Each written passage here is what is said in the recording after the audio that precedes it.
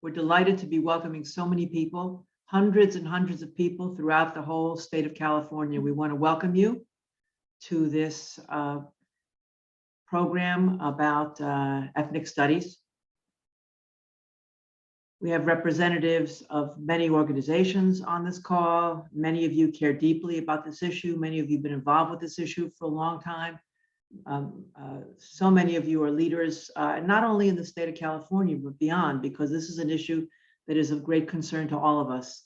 My name is Anita Friedman.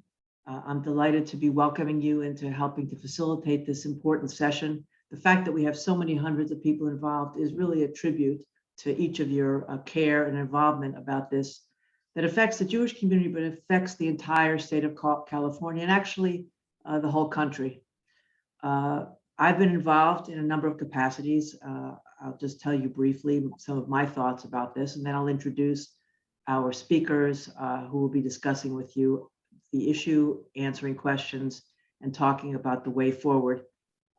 In my professional role, I'm the Executive Director of Jewish Family and Children's Services of the San Francisco Bay Area, which is one of the largest family service institutions in the country. We work very closely with school districts throughout the state.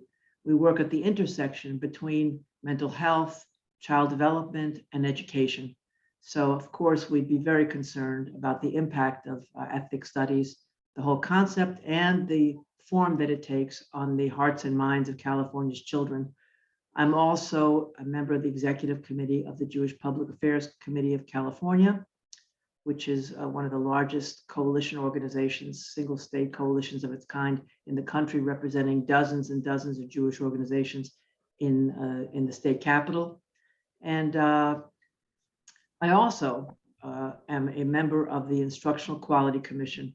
I was appointed by the State Senate to the 18-member commission that discusses and makes recommendations to the State Board of Education about ethnic studies. So I had a seat at the table in formulating the ethnic studies curriculum. We are sponsored also, in addition to the Jewish Community Relations Council, by Jewish Public Affairs Committee that I mentioned, JPAC, and also the Los Angeles Federation. So many, many organizations are involved. To brief you, we will have Ty Gregory, who's the Executive Director of the Jewish Community Relations Council of San Francisco area, and also Assemblymember Jesse Gabriel, both of whom have really led much of this issue with a great deal of grace and much distinction. We owe them a debt of gratitude for their leadership. We're going to discuss the status of AB 101, ethnic studies, and our plans for the future. But I would like everyone to keep in mind that ethnic studies has been being taught in schools throughout the state of California, and I've seen this in my work in the public schools for a long time. Ethnic studies is not a new subject matter in many California school districts. It's been taught, but it's been taught with no guardrails. It's been taught with no protections. It's been quite uneven throughout the school district. So the question really has been from the point of view of the State Board of Education and from many of our points of view, what ethnic studies? What will be the content of the ethnic studies?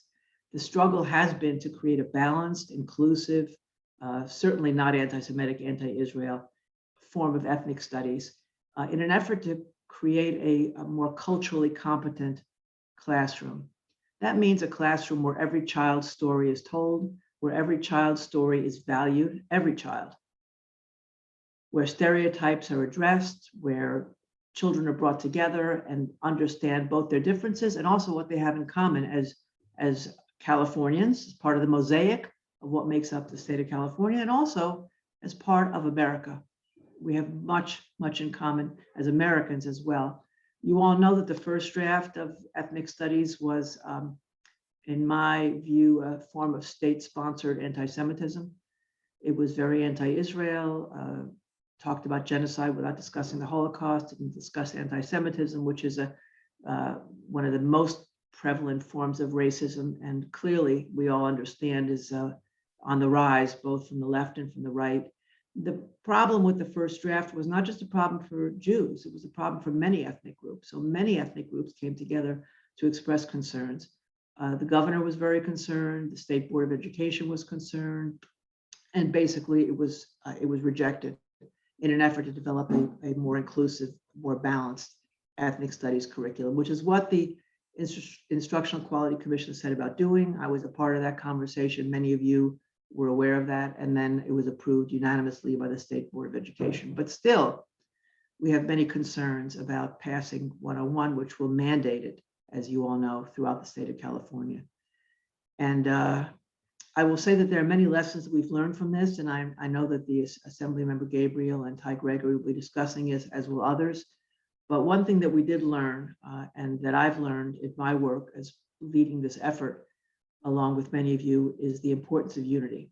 In this effort, many organizations came together as one. We know, as a Jewish community, certainly, that when we don't speak with one voice, when we're divided, bad things happen to us. That's been true for thousands of years.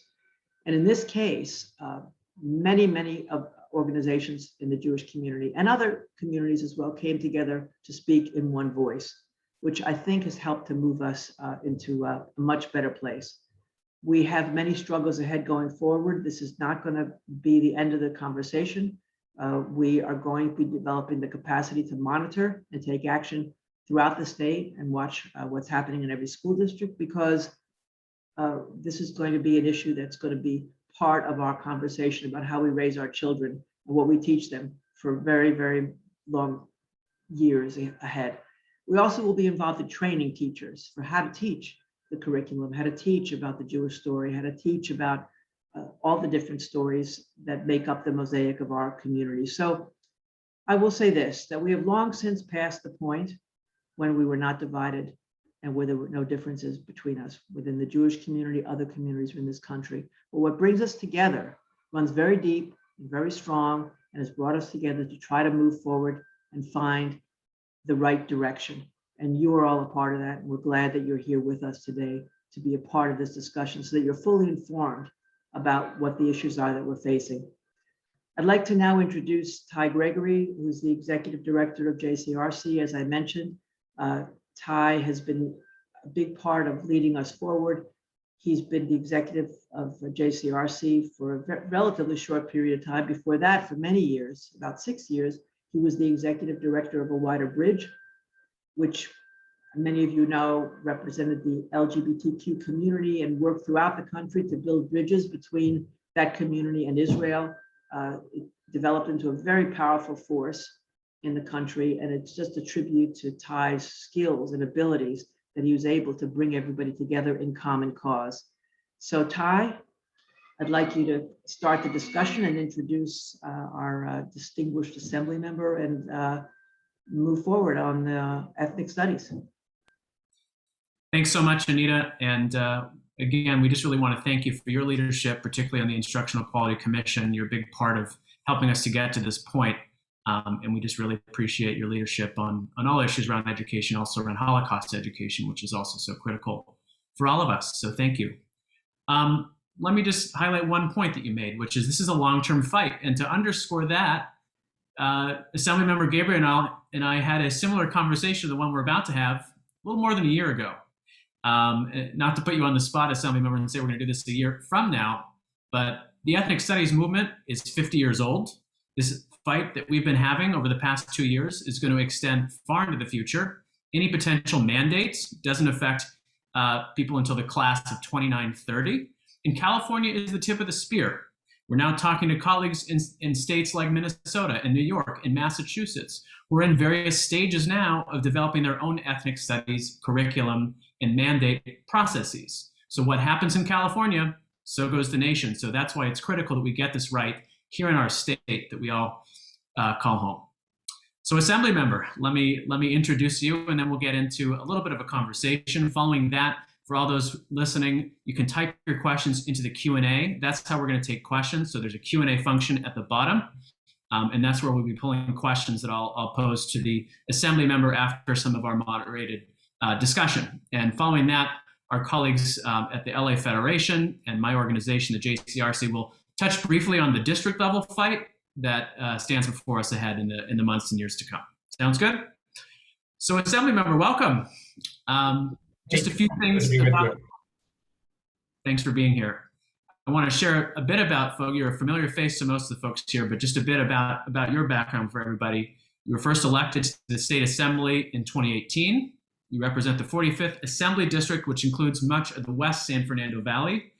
Assemblymember Gabriel sits on 5 standing committees. He's the chair of the Assembly Committee on Privacy and Consumer Protection, and he's the chair on the Select Committee on Jobs and Innovation for the San Fernando Valley. He also serves in this capacity as the chair of the California Legislative Jewish Caucus, which under his leadership has grown and taken on considerable influence in the state legislature. And we look forward as a community to continue lifting that up in the months and years ahead. He also spent some of his childhood in Israel, and we'll talk about that in a second.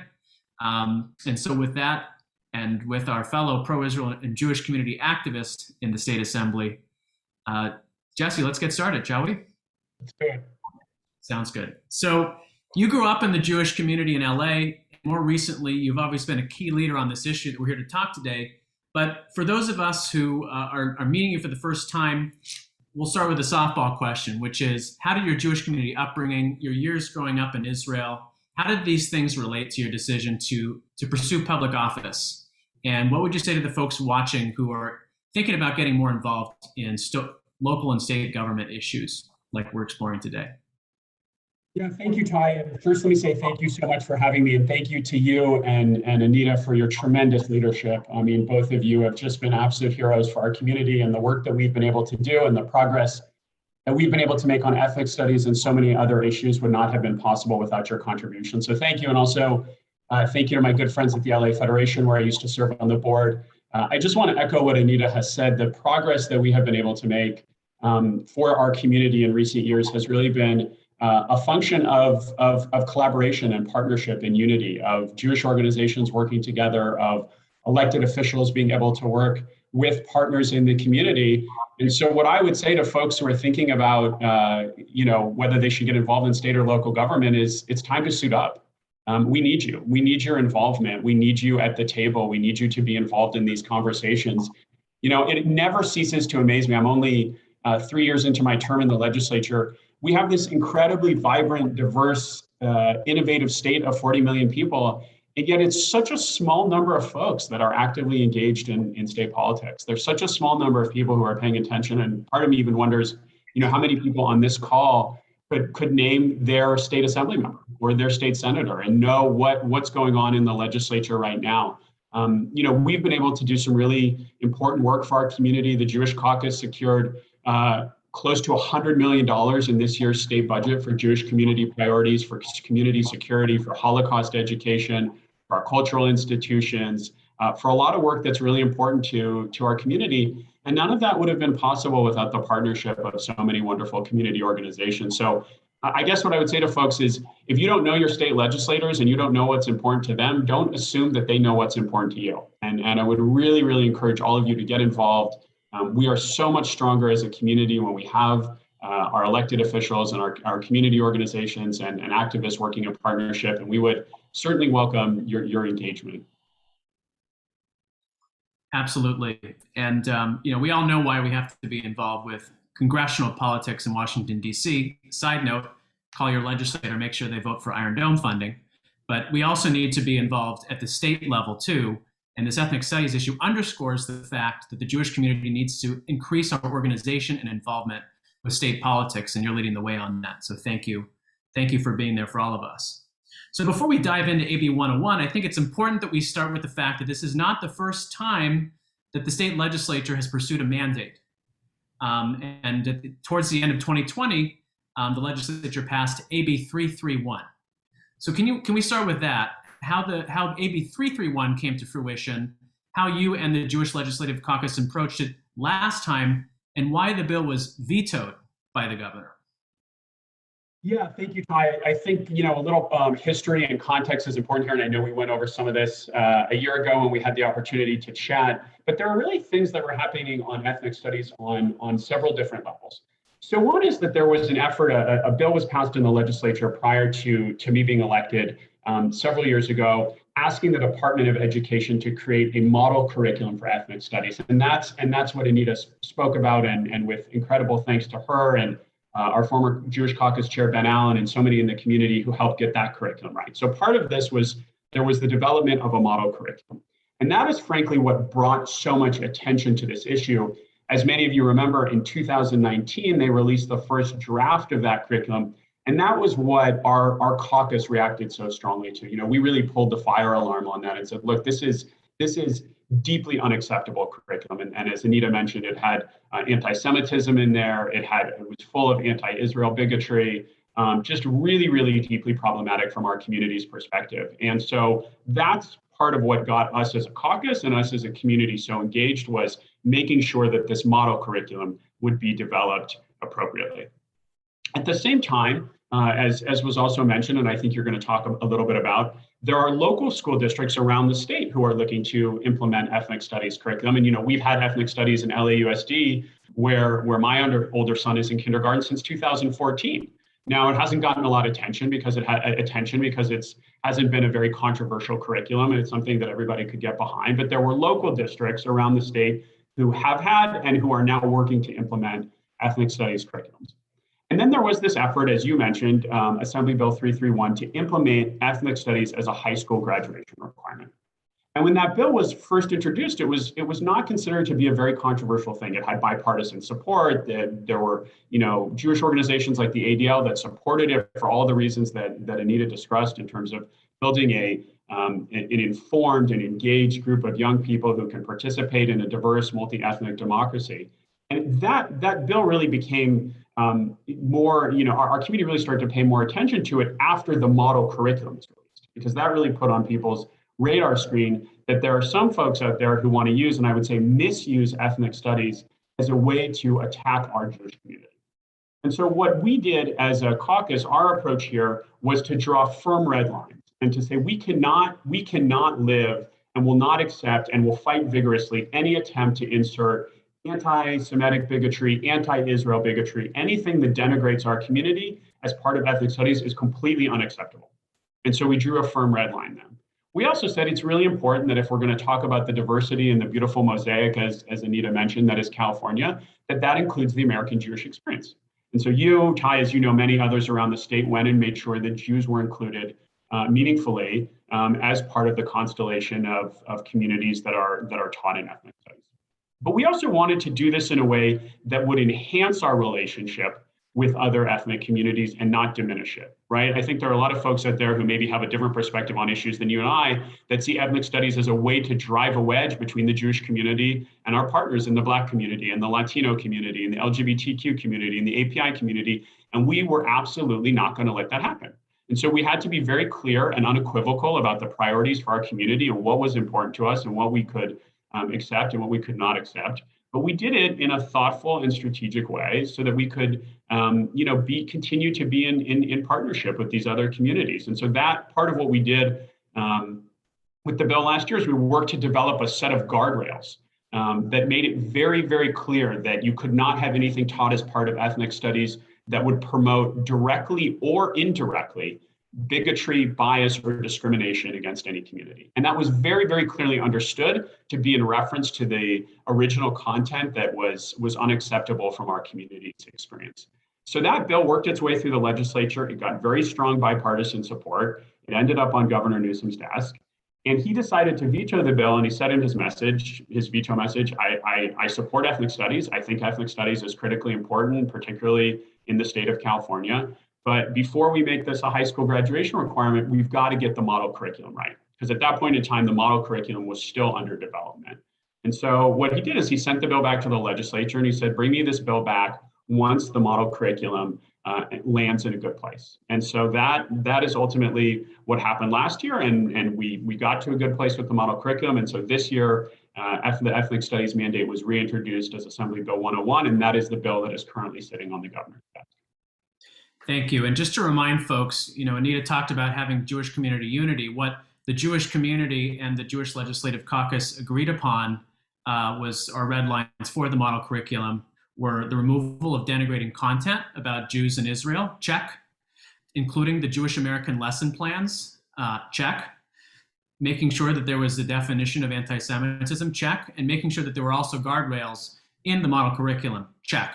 Is it imperfect? Yes, but it lifts up the original 4 disciplines of ethnic studies, African American, Latino, API, and Indigenous peoples ethnic studies while meeting those 4 core objectives. And so that's why we feel that we're in a decent place with the model curriculum. So thank you, Assemblymember. So let's fast forward to today, where we have the model curriculum in place, unlike last time, and we have a different political environment, different set of circumstances around AB 101. And you in the Legislative Caucus, again, Groundhog's Day. It sailed through the legislature. It now sits on the governor's desk. So can you break down what's different about AB 101? What's new in AB 101 that wasn't in AB 331? And I think it's so important that people understand how much progress was made on the model curriculum and what our community was able to do there when we came together. And a huge amount of vote here to Anita and to Ben Allen, our former Jewish Caucus chair, who sit on the 18-member IQC. If you had told me in 2019, when that first draft came out, that we would have been able to move it to a place where we could get out all of the anti-Jewish content, the anti-Israel content, I would have said Dayenu. I would have seen that as a big win. But not only did we do that, we got a model curriculum that includes no denigrating content about Israel, no denigrating content about Jews. It has not 1, but 2 lesson plans about the American Jewish experience, including a lesson plan about our Mizrahi Jewish communities, which is so important to show the diversity of our community, and the IHRA definition of anti-Semitism. And that curriculum moved so far that what you saw, as you know, Ty, is that the people who were proposing the original, very objectionable version of the curriculum actually demanded to have their names removed from it. To me, that is the ultimate sign of how much progress we made. So for people who don't think that we make a difference when we come together as a community, I think what happened with the model curriculum is a perfect example. Is that a curriculum that every person in the state of California is going to love? No, this is a complicated and deeply controversial subject, and trying to teach it in a thoughtful way is a challenge. But from our community's perspective, from what's important to us, we made extraordinary progress on the model curriculum. And so I just want to thank the Federation and JCRC and Jewish Family Services and all of the organizations. The Jewish community was so involved in that process and weighed in so heavily, and we made a big difference. And I think that's really, really important for people to understand how much progress was made there. Now, we were looking again at AB 101, at the renewed version of the mandate for ethnic studies to be taught as a high school graduation requirement. And as I mentioned, in AB 331, last year's version of the bill, we put in 3 guardrails to prevent bigotry and discrimination against our community, and frankly, against any community. And so we had these 3 very strong guardrails in there. There were attorneys that looked at them that said that they were very strong, that they would do a really good job of keeping denigrating content against our community out of the classroom. But because we understood that this was such an important issue, and because it's so important that we get it right and that we protect our community and we protect all children in the state of California, we decided that it would be important to add some additional guardrails. And so in partnership with community organizations, we're able to get 4 additional guardrails added into the version of the bill that's sitting on the governor's desk. The first clarifies that the 3 additional guardrails don't just cover curriculum, they cover instruction, and they cover instructional materials. So it's very clear that anything that might be related to ethnic studies is covered by these guardrails. We also added in the word nationalities into the bill in several places, and that was to make clear and unambiguous that discrimination against Israelis or Israeli Americans is prohibited by law. We also added into the bill provisions about transparency. Any school district that wants to adopt an ethnic studies course, it has to be brought to a public school board meeting. There has to be an opportunity for public comment, for people to weigh in before any curriculum is adopted. One of the things that we were worried about is that people would sort of under the radar try to slip things in unnoticed. And so these transparency requirements and these procedural requirements are going to prevent that. And then what I think is most important is there's language added into the bill that says curriculum that was rejected by the Instructional Quality Commission because of concerns about bias. So basically all of the original anti-Israel, anti-Semitic curriculum, that by law cannot be used by a local school district. So if a local school district adopts the model curriculum, we're in good shape. That's really kosher from our community's perspective. If they decide to do their own thing, which they can, it is very clear that they are prohibited by law from adopting the original curriculum that we found to be so problematic. So now the bill sitting on the governor's desk has not 3, but it has 7 guardrails in that bill which are meant very, very clearly, and everybody understands this, and this was part of the legislative debate, that those guardrails are there for a very specific purpose. Yes, they're to prevent all bias against any group of people in the state, but they are the result of the original bigotry that was directed against our community. And so I think that that's something that we should all feel very proud of. Those are really, really important changes to the legislation, and they're going to help make a big difference in how ethnic studies is taught in the state of California. Absolutely. You know, there's no silver bullets in this fight, but in both of the tracks that we've engaged, the legislative track and the curriculum development track, we are in a far, far better place today than when these things started, when AB 331 was first introduced versus where 101 sits in the governor's desk, and where we are with the approved model curriculum versus the first, odious draft that we read. So we will continue to be vigilant, both at the state level and in the district level as things get underway.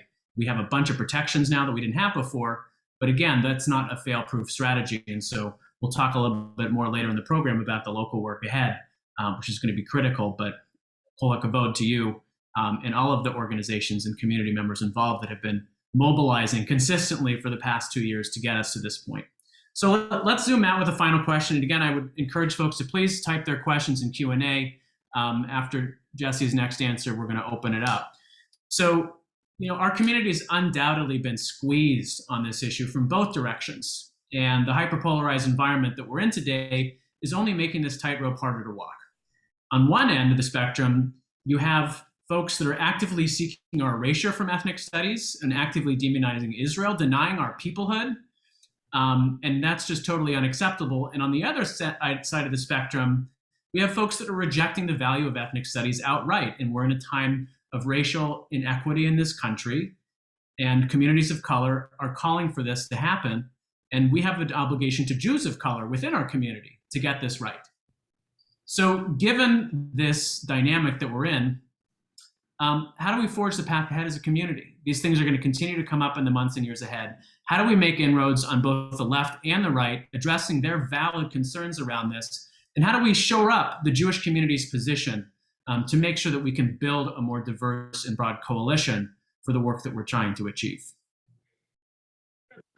Great question, Ty. Let me just start by acknowledging, I know that this is a topic where there are strong differences of opinion. I have spent literally hundreds of hours over the past year soliciting feedback and ideas and thoughts and guidance and opinions from members of the Jewish community in California from the left and the right, and people who are more observant and less observant, and Mizrahi and Ashkenazi and NorCal and SoCal.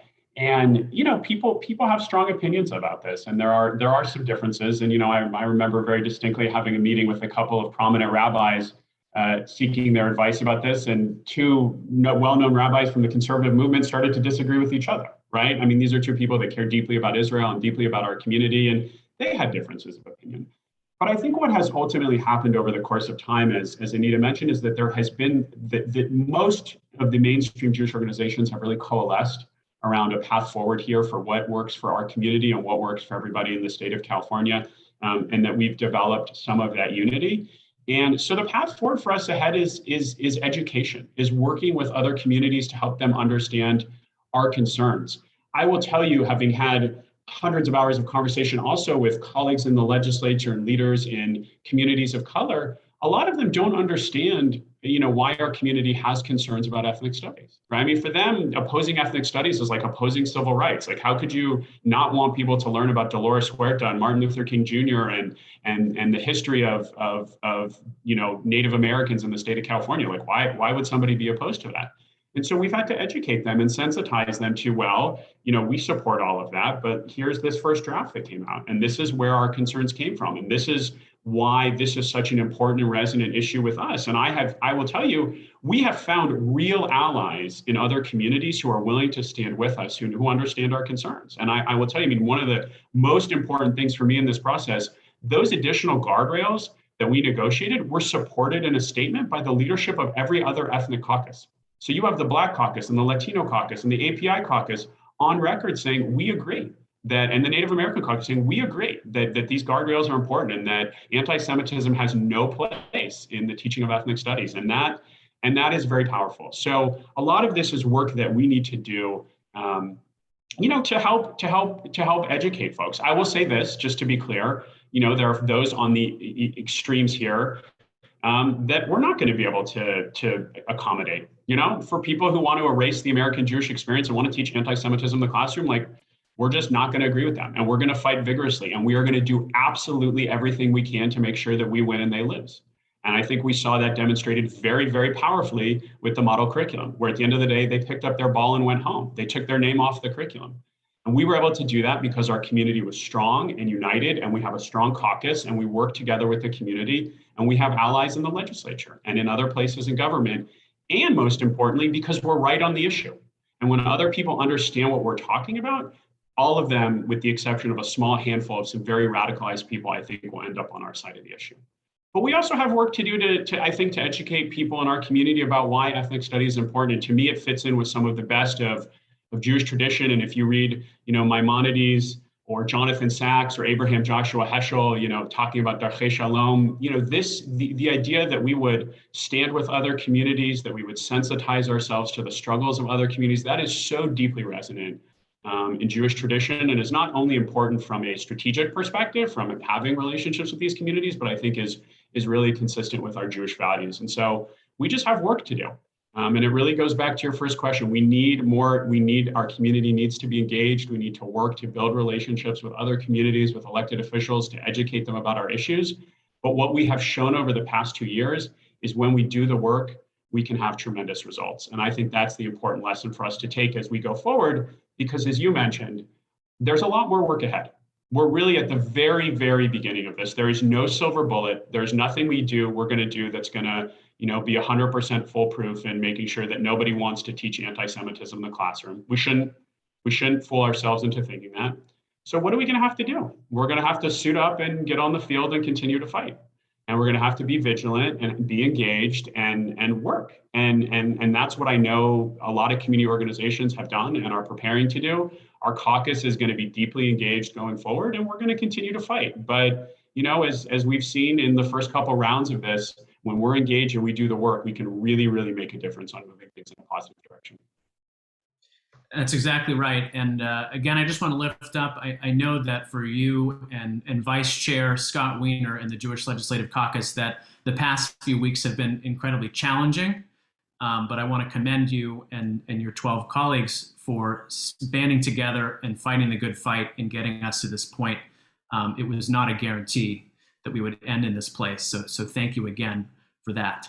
Thank you, Ken. I just do want to say, if you live in Northern California, you should send a thank you note to Senator Scott Wiener in San Francisco or Assemblymember Mark Berman in Palo Alto. Both of them were incredibly engaged and incredibly helpful and constructive in getting us to a good place on all of this. And our former chair, Ben Allen, in Santa Monica and LA also did really great work. So, our caucus felt really strongly about this. And even though we are diverse in terms of our political views on other things, from very liberal to moderate / conservative, we were very firm on this. And I think we were able to demonstrate when we're united, we can make a big difference in the legislative process. Absolutely. So we're going to open up to questions. Feel free to keep typing them in. But the first one I want to start with, it seems to be one of our more popular questions, is what is preventing the first draft of the model curriculum from being taught on the district level? Knowing this is not a silver bullet, but maybe you could start with recapping, for those that joined late, some of the guardrails in the curriculum and in the legislation, and then thinking through the implementation process. What's going to stop districts from adopting that odious first draft? Well, it's a great question, and that's the question we've been asking ourselves as we've been doing this work: is how do we stop that from happening? If there is a district out there that's confused or has bad intentions, how do we make sure that they don't teach denigrating things about Jews or Israel in the classroom?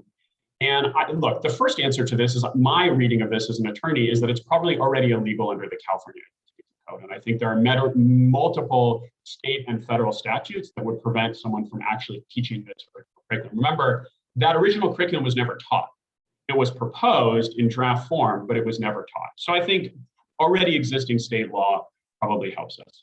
But again, we have these 7 additional guardrails in the ethnic studies bill that, if it's signed into law, will apply to every school district in the state of California, every charter school in the state of California, and they will make it clear that you are prohibited by law from teaching that original version of the curriculum, that to do so would be in violation of state law. And that is spelled out in several different ways, including very clearly, it says it is the intent of the legislature, don't teach the original curriculum that was rejected because of bigotry and discrimination. So there is no ambiguity here about the direction from the legislature.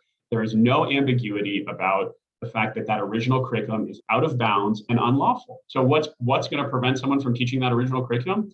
They would be in violation of state law. So. There you go. And just to add to that, from our vantage point, our Jewish organizations are going to be making sure that we go district to district, lifting up the model curriculum as a standard, and making sure that we are talking about the importance of teaching those Jewish American lesson plans and the other marginalized communities that didn't make it into the earlier draft, as we're going, district by district in the 1,000+ districts in our state. So the next question is a technical one, which is, once the governor potentially signs the bill, if it's signed, when will it take effect? So unless a bill has an urgency, it takes effect the following year. This bill would phase ethnic studies in, as you mentioned. It's also subject to appropriation by the legislature. So the legislature would still have to allocate funding for all of this work to be done. So this is something that is going to happen over, the graduation requirement is going to happen over several years. Now, the guardrails will take effect January 1 of next year, right? So our protections will be in place beginning January 1. And what we're going to see is different districts, what I predict we'll see is different districts around the state will proceed at different speeds. As you know, some districts already have ethnic studies, some are in the process of adopting it and will have it in the next year or two, others will take a few years. And so this is, as you mentioned, this is now, our work is really going to shift to the district level. We've made good progress at the state level, and now we're going to have to shift to the district level. And I think a lot of school districts, my hunch here is a lot of them are going to use the model curriculum. And it's going to be, you're going to have students in parts of the state where there's almost no Jewish communities learning about Mizrahi Jews and the American Jewish experience, and it's going to be really beautiful. And then you're going to have other districts where we're going to need to do work to persuade people to do the right thing and to push and to fight and to protect our community's interests. And that's what we're probably going to be engaged in for the next couple of years. Absolutely. So let's explore this issue of mandating the ethnic studies model curriculum, why that's not happening, some of the autonomy that exists at the district level, and why this couldn't be a silver bullet for us in preventing things moving forward. Can you talk about the dynamics within the state legislature around districts having some wiggle room to build their own curriculum, and why that's important to both your colleagues and school board members and district level people? This is not unique to ethnic studies. This is a common issue in education generally, which is that, we leave a lot up to local control. We different districts in different parts of the state. We often set minimum thresholds for them or minimum graduation requirements, but we give them some flexibility because we understand in this very diverse state of more than 40 million people, different communities have different needs and they have different ideas about what should be prioritized and emphasized.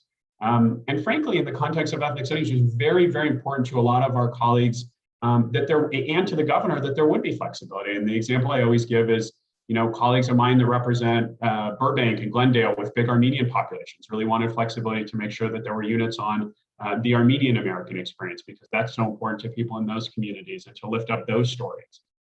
So the notion of having some flexibility here was one that was really, really important to educators, to local elected officials, to school board officials around the state, and to a lot of people in the legislature. And so because of that, the bill contains some permissiveness to have local districts be able to take different approaches if they'd like to do so. Again, not all of that is under the framework of the guardrails. The guardrails draw a box around what you can teach and what you can't teach. As long as you're inside that box of not teaching anything that promotes bias, bigotry, or discrimination, if you want to emphasize more about the Native American experience or more about the Latino experience, because you have a heavy Latino population in your district, you have the freedom to do that. And local teachers and local educators and local school board members and communities can work together to craft a curriculum, pick and choose what works best for their community. Thanks. If it's okay, do you mind going over one more time the guardrails in 331 and later 101, just for folks that got on the call a little later? Yeah, absolutely. So the original three guardrails were one that said it had to be appropriate for use with pupils of all races, religions, nationalities, genders, sexual orientations, and diverse ethnic and cultural backgrounds. There's more legalese beyond that. But basically, you have to craft something that's appropriate for everybody, right? So it has to be appropriate for Jews and Muslims and Christians, Latinos and Blacks and Native American students, people of different orientations. It's got to be an inclusive curriculum. It's got to be something that works for everybody. Two is that it not reflect or promote directly or indirectly any bias, bigotry, or discrimination against any person based on their race, religion, nationality, sexual orientation. And what I think is so important there is that it includes the words directly or indirectly. Because you can understand how BDS, at a minimum, indirectly promotes bias against Jews, indirectly promotes bias against Israeli Americans. I would argue goes much further than indirectly. But that is a very expansive guardrail that basically says, if you think you're going to teach something that's going to promote bigotry or discrimination, don't get anywhere near it. Don't get anywhere near it. That is a very, very clear signal to school districts. And then the third piece of the original guardrails was that they can't teach or promote religious doctrine.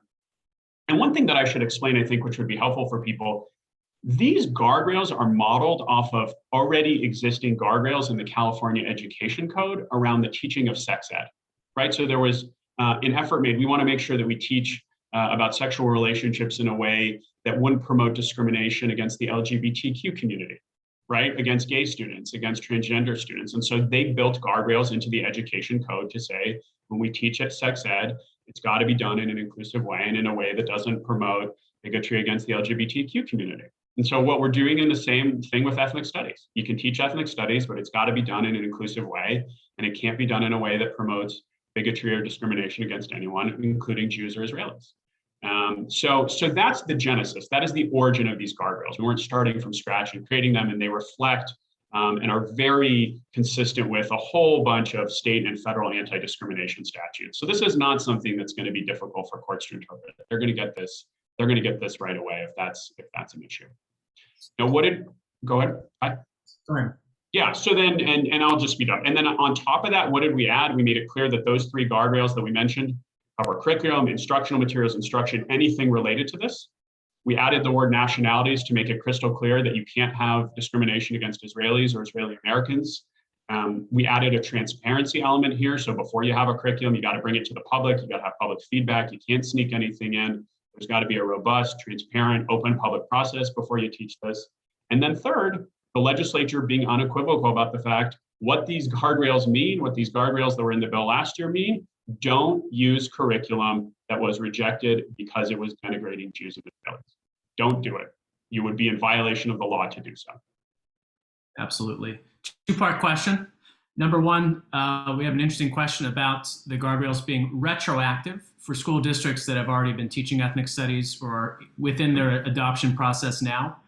And then the second part of the question is, there's a difference between intent and then prohibition when it comes to the guardrails. So you talked about legal efforts, and certainly we could pursue legal routes if these things are violated, but maybe oversight is a better thing to talk about. How do we ensure proper oversight as these guardrails are being looked at by districts? Yeah, I mean, look, so one thing to make clear is a lot of this language here is duplicative, right? I mean, I think we're one of the guardrails that don't directly or indirectly promote bias, bigotry, or discrimination is probably sufficient from our community's perspective. And I think, there's lawyers who've looked at this and agree that that's a very strong, clear message. We're trying to use a belt and suspenders approach here to really make it clear, to create legislative history, to underscore and emphasize and add exclamation points. So there's just a really clear message to local school districts. And we had that in the veto message that Governor Newsom issued last year, where he made it clear that he appreciated that the guardrails were added to the bill, and that was really important to him. You have legislative debate that reflects on that. You have statements from the ethnic caucuses supporting this language. So you have got a lot for districts to look at here, which is just sending them a very clear signal. Now, the policymaking process at the local district level, we're going to have to be engaged. We're going to have to go in there and explain things to folks. Not everybody necessarily is following every word in Sacramento every single day. So we've got to go in and educate folks, as we talked about before. But what we'll have in our back pocket is really, really strong, clear law and really, really strong, clear messages from the legislature about what's in bounds and what's out of bounds. Absolutely.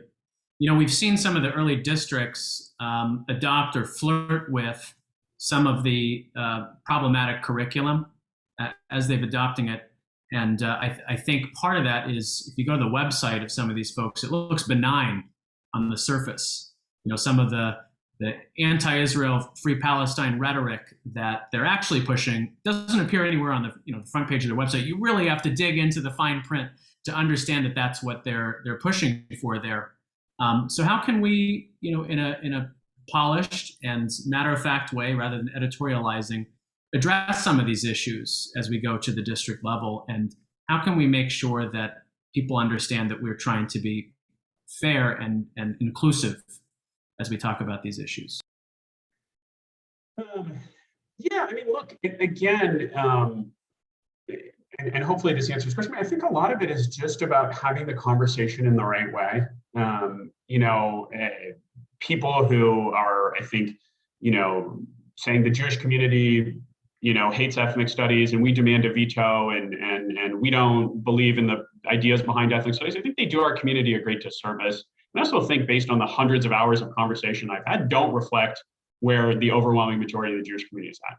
I've talked to so many people in this state, and I think people, for almost all of them, intuitively get we live in a really diverse state.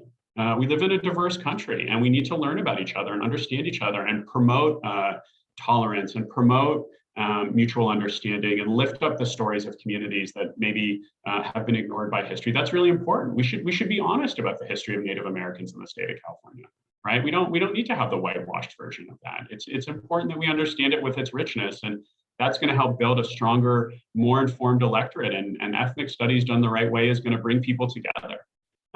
So for us, we've been very clear about calibrating our message, which is we understand why this is important. And we understand why this is so important to your community. But what we want to understand to you is why there are little pieces of what some people are trying to do that are deeply objectionable to our community and our non-starters. And I've had so many conversations, Ty, with colleagues in the legislature who've kind of come to me, and these are people I know, and they are not anti-Semitic. They are not, many of them are very conservative, frankly.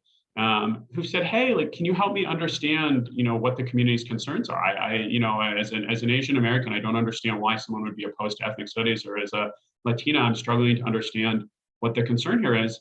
And it's just educating them, because as you mentioned, oftentimes the stuff that's objectionable to your community is really buried in there. And if someone doesn't bring it to their attention, they want to understand. So I think our challenge here is not so much animus. We certainly have a small group of people that want to teach terrible things about our community, but it's really sort of ignorance about what is included in some of these problematic curricula that's being proposed to folks. And so, having those conversations, as soon as I've had those conversations with my colleagues and sort of pointed out for them, well, here's the 14 forms of bigotry and discrimination in the glossary, and it doesn't mention anti-Semitism, they're like, oh, I get it right away. And that's totally unacceptable. And we of course stand with your community. So a lot of our work needs to be just about education and just about getting the message out to folks. Absolutely. We've gotten some questions about how we're going to monitor the 1,000 districts and how we're going to combat liberated ethnic studies. I'm going to ask my colleagues in San Francisco and LA to take that question, so stay tuned. But we've got about a minute left with you, Jesse, and just wanted to give you an open opportunity to share any final words with everybody. I guess I would just say thank you. First of all, thank you to you and to Anita, who have just been really heroes for our community. Thank you to the folks at Federation, and there have been a whole other range of AJC and IAC and Stand With Us and all of these community organizations that have the Wiesenthal Center come to the table in a constructive way and are working together arm in arm. And so just thank you for that. And just know that we're in it for the long haul. Sometimes I get panic calls from people that think we're not paying attention. We've been paying really close attention to this since we pulled the fire alarm in 2019. And we have had conversations with the governor and the governor's staff and the State Board of Education and the state superintendent of public instruction and our colleagues in the legislature the legislature and educators around the state, and we are going to remain deeply, deeply engaged. And you should know that we have a Jewish caucus that is strong and is going to be engaged on this issue, that we have allies from other communities that are working with us, and that we're going to work really closely to support what the wonderful work that you all in the community are doing. And that I can't promise that there aren't going to be rough patches here and everything's going to be smooth sailing. But we're ready to suit up, and we're in the game, and we are gonna continue to fight to do what we need to do to protect ourselves and to protect our community and to protect our kids. And I will say again, what we've seen over the past 2 years is when our community rolls together, we can do great things and we can make a lot of progress. And I'm really, really proud of how far we've been able to move this, and we're going to keep fighting like hell to move it in the right direction. Well, on behalf of everyone, thank you. Thank you. The Jewish Legislative Caucus has blossomed under your leadership. And we know you're going to continue to do great things for the community and our state. So we, again, appreciate you joining us, and have a wonderful afternoon. So now we are going to turn briefly to a lightning round update. First from Elisa Finston at the Jewish Federation of Los Angeles, who's leading the fight down in Los Angeles. Elisa, over to you.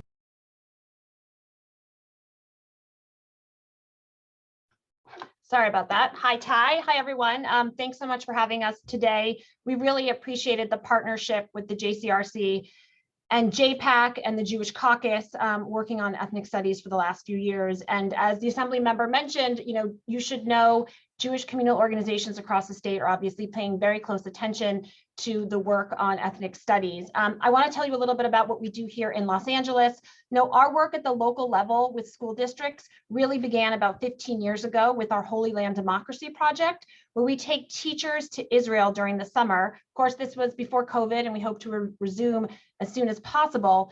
The program began as a partnership between the LA Federation and the Catholic Archdiocese, and has grown where we are now also partnering with public schools and charter schools to take teachers to Israel, not only as to take them to Israel, but to give them a curriculum, train them on this curriculum, and then support them when they teach about this curriculum in their classrooms.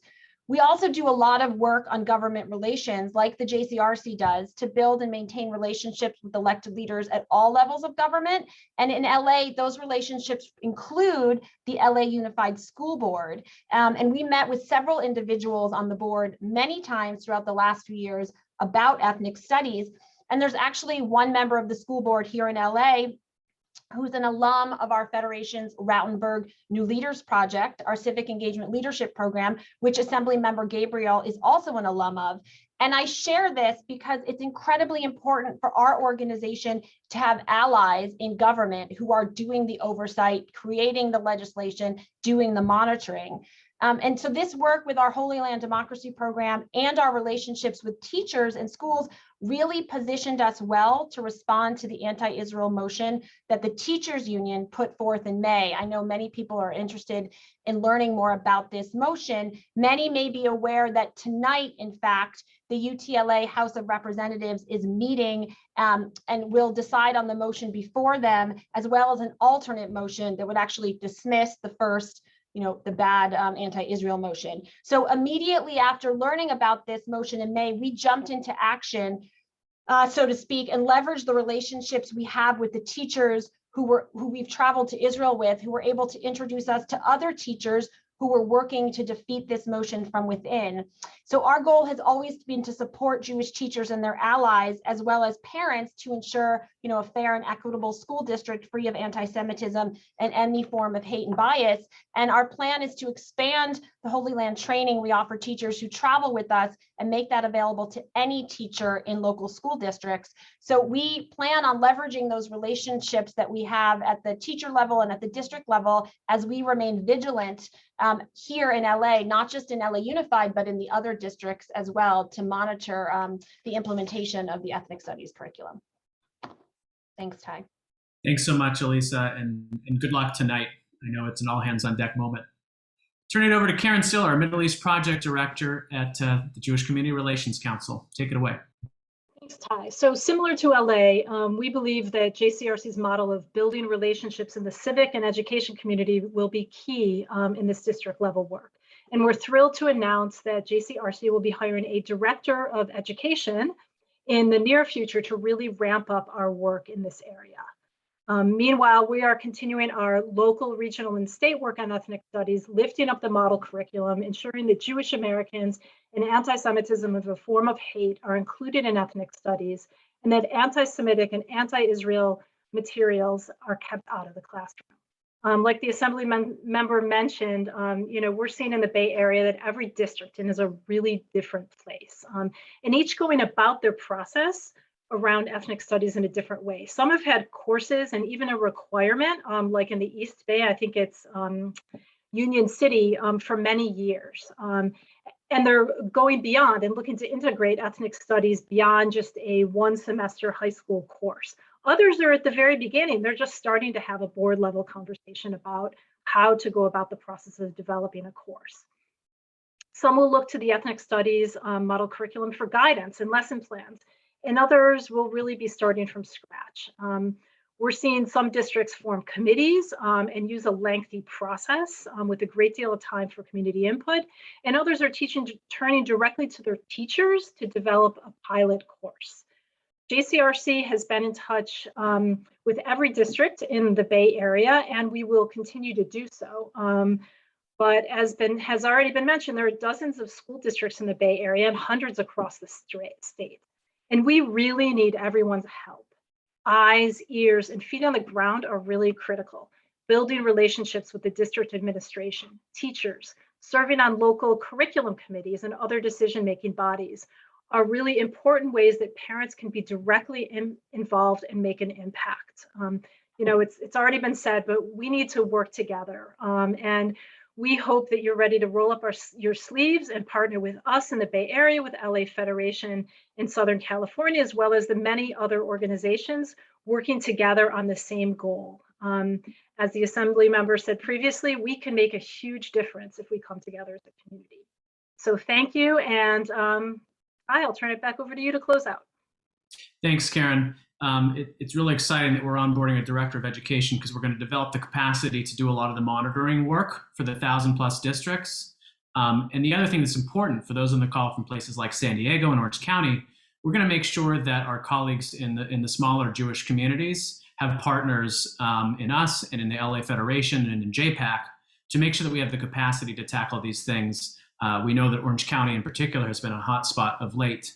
So just know if you're on the call outside of one of our jurisdictions that we've got you in our thoughts as well.